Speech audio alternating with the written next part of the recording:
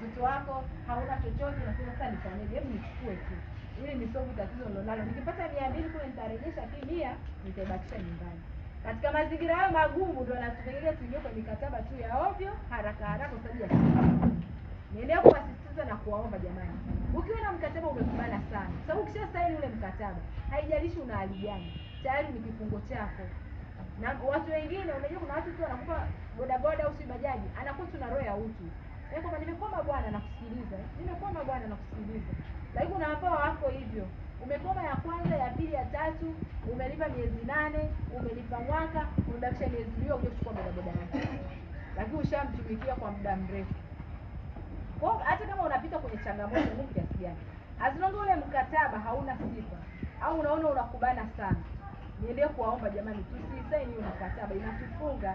Hapo mwisho wa siku unaanza kuona jamani mpaka ananyanyasika, ambao anaumia. Anapita kwenye changamoto hasemi. Yaani ukimkuta anasema, yaani ni ngumu sana.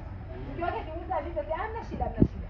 Sio na yake hamna shida, hamna shida. Yaani mwingine kwa mbali anamtafuta mshikaji na mwadisia. Kwa hiyo unakuta tayari mambo yameshamjaa, mwingine na moto ngoja nijiue, nipoteze uhai. Yaani kuna mambo mengi. Na nyewe wenyewe mnajielewa, yaani mnajielewa kwa sababu huwa hamsemi.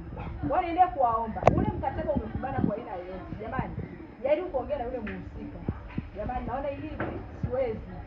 Hebu nipunguzie au fanyia hivi.